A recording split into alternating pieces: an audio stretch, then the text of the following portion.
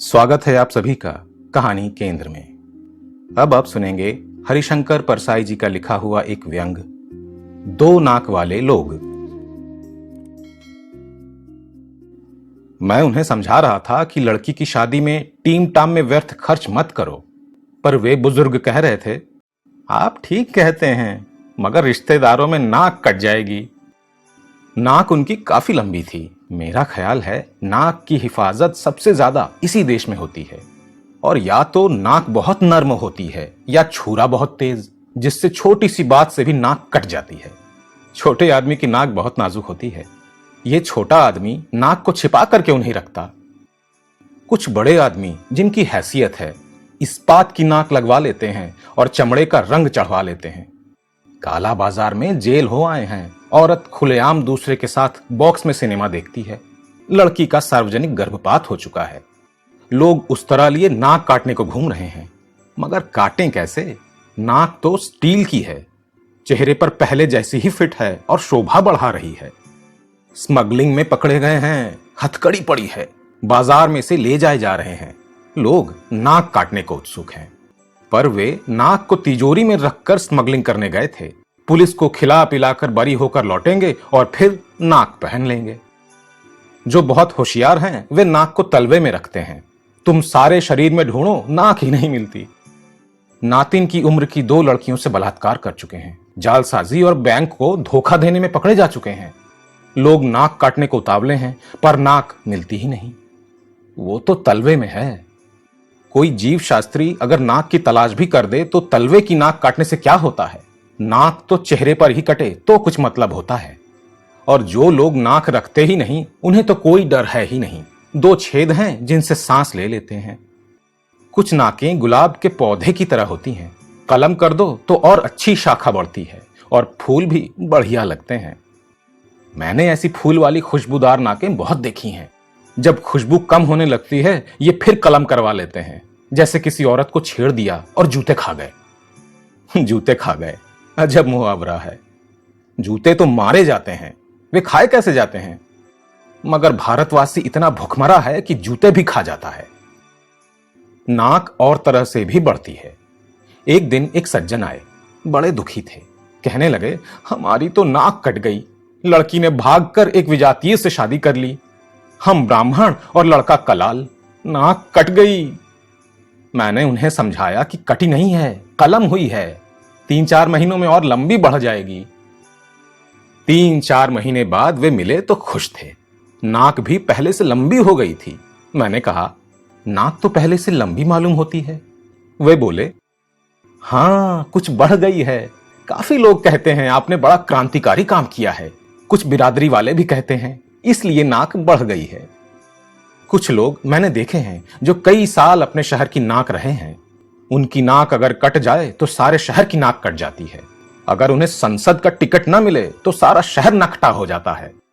पर अभी मैं एक शहर गया तो लोगों ने पूछा, फला साहब के क्या हाल हैं? वे इस शहर की नाक हैं। तभी एक मस्खरे ने कहा, हाँ साहब, वे अभी भी शहर की नाक हैं, मगर छिनकी हुई। अर्थात ये विभत्स रस है। रस सिद्धांत प्रेमियों को अच्छा लगेगा। मगर बात मैं उन सज्जन की कर रहा था जो मेरे सामने बैठे थे और लड़की की शादी पुराने ठाठ से ही करना चाहते थे। पहले वे रईस थे, यानी मध्यम हैसियत के रईस। अब गरीब थे। बिगड़ा रईस और बिगड़ा घोड़ा एक तरह के होते हैं। दोनों बौखला जाते हैं। किससे उधार लेकर खा जाएं ठिकाना नहीं। उधर बिगड़ा घोड़ा किसे कुचल दे ठिकाना नहीं। आदमी को बिगड़े रईस और बिगड़े घोड़े दोनों से दूर रहना चाहिए। मैं भरसक कोशिश करता हूं। मैं तो मस्ती से डोलते आते सांड को देखकर भी सड़क के किनारे की इमारत के बरामदे में चढ़ जाता हूं। बड़े भाई साहब आ रहे हैं, इनका आदर करना चाहिए। तो जो भूतपूर्व संपन्न बुजुर्ग मेरे सामने बैठे थे वे प्रगतिशील थे। लड़की का अंतरजातीय विवाह कर रहे थे। वे खत्री थे और लड़का शुद्ध कान्य कुब्ज। वे खुशी से शादी कर रहे थे। पर उसमें विरोधाभास ये था कि शादी ठाठ से करना चाहते थे। बहुत लोग एक परंपरा से छुटकारा पा लेते हैं पर दूसरी से बंधे रहते हैं। रात को शराब की पार्टी से किसी ईसाई दोस्त के घर आ रहे हैं, मगर रास्ते में हनुमान का मंदिर दिख जाए तो थोड़ा तिलक भी सिंदूर का लगा लेंगे। मेरा एक घोर नास्तिक मित्र था। हम घूमने निकलते तो रास्ते में मंदिर देखकर वे कह उठते, हरे राम। बाद में पछताते भी थे। तो मैं उन बुजुर्ग को समझा रहा था, आपके पास रुपए हैं नहीं, आप कर्ज लेकर शादी का ठाट बनाएंगे, पर कर्ज चुकाएंगे कहां से? जब आपने इतना नया कदम उठाया है कि अंतरजातीय विवाह कर रहे हैं, तो विवाह भी नए ढंग से कीजिए। लड़का कान्य कुब्ज का है, बिरादरी में शादी करता तो कई हजार उसे मिलते। लड़के शादी के बाजार में मवेशी की तरह बिकते हैं। अच्छा मालवी बैल और हरियाणा की भैंस ऊंची कीमत पर बिकती हैं। लड़का इतना त्याग तो लड़की के प्रेम के लिए कर चुका है, फिर भी वो कहता है, अदालत जाकर शादी कर लेते हैं, बाद में एक पार्टी दे देंगे। आप आर्य समाजी हैं, घंटे भर में रास्ते में आर्य समाज मंदिर में वैदिक रीति से शादी कर डालिए, फिर 300-400 रुपयों की एक पार्टी दे डालिए। लड़के को एक पैसा भी नहीं चाहिए, लड़की के कपड़े वगैरह मिलाकर शादी 1000 में हो जाएगी। वे कहने लगे, बात आप ठीक कहते हैं, मगर रिश्तेदारों को तो बुलाना ही पड़ेगा। फिर जब वे आएंगे तो इज्जत के ख्याल से सजावट, खाना, भेंट वगैरह देनी ही होगी। मैंने कहा, आपका यहां तो कोई रिश्तेदार नहीं है, वे हैं कहां? उन्होंने जवाब दिया, वे पंजाब में हैं, पटियाला में ही 3 करीबी रिश्तेदार हैं, कुछ दिल्ली में हैं, आगरा में हैं। मैंने कहा, जब पटियाला वाले के पास आपका निमंत्रण पत्र पहुंचेगा तो पहले तो वो आपको 10 गालियां देगा। मई का ये मौसम, इतनी गर्मी, लोग तड़ातड़ लू से मर रहे हैं, ऐसे में इतना खर्च लगाकर जबलपुर जाओ, कोई बीमार हो जाए तो और मुसीबत। पटियाला या दिल्ली वाला आपका निमंत्रण पाकर खुश नहीं, दुखी होगा। निमंत्रण पत्र न मिला तो वो खुश होगा और बाद में बात बनाएगा, कहेगा, आजकल जी डाक की इतनी गड़बड़ हो गई है कि निमंत्रण पत्र ही नहीं मिला, वरना ऐसा हो सकता है कि हम ना आते। मैंने फिर कहा, मैं आपसे कहता हूं कि दूर से रिश्तेदार का निमंत्रण पत्र मुझे मिलता है तो मैं घबरा उठता हूं, सोचता हूं जो ब्राह्मण 11 रुपए में शनि को उतार दे, 25 रुपयों में सगोत्र विवाह करा दे, मंगली लड़की का मंगल 15 रुपयों में उठाकर शुक्र के दायरे में फेंक दे, वो लग्न सितंबर से लेकर मार्च तक सीमित क्यों नहीं करा देता? मई और जून की भयंकर गर्मी की लगने गोल क्यों नहीं कर देता? वो कर क्या सकता है? और फिर ईसाई और मुसलमानों में जब बिना लग्न शादी होती है तो क्या वर वधू मर जाते हैं? 8 प्रकार के विवाहों में जो गंधर्व विवाह है वो क्या है? वो यही शादी है जो आज होने लगा है कि लड़का लड़की भागकर कहीं शादी कर लेते हैं। इधर लड़की का बाप गुस्से में पुलिस में रिपोर्ट करता है कि अमुक लड़का हमारी नाबालिग लड़की को भगा ले गया है, मगर कुछ नहीं होता क्योंकि लड़की मैट्रिक का सर्टिफिकेट साथ ले जाती है जिसमें जन्म तारीख होती है। वे कहने लगे, नहीं जी, रिश्तेदारों में नाक कट जाएगी। मैंने कहा, पटियाला से इतना किराया लगाकर नाक काटने इधर कोई नहीं आएगा, फिर पटियाला में कटी नाक को कौन इधर देखेगा?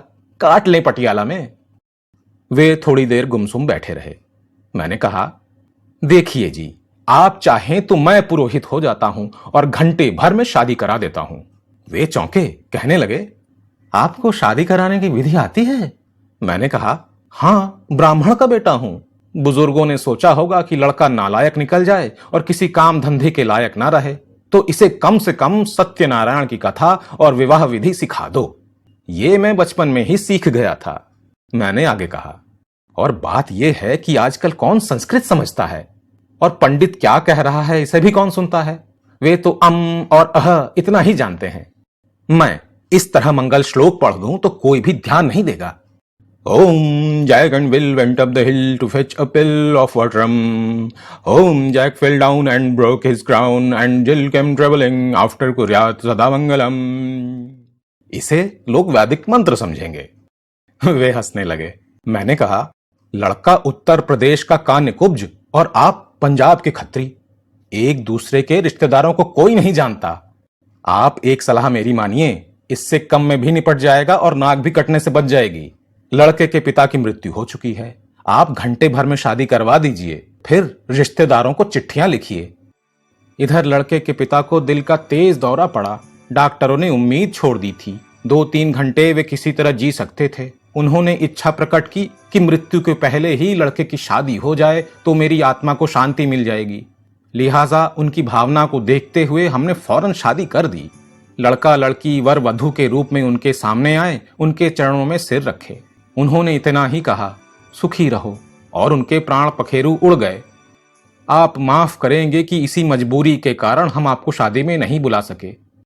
कौन जानता है आपके रिश्तेदारों में कि लड़के के पिता की मृत्यु कब हुई।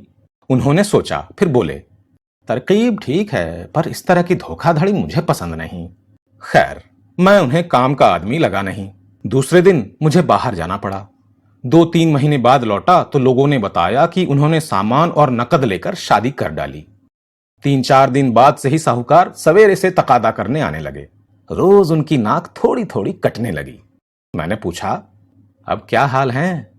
लोग बोले, अब साहूकार आते हैं तो ये देखकर निराश लौट जाते हैं कि काटने को नाक ही नहीं बची।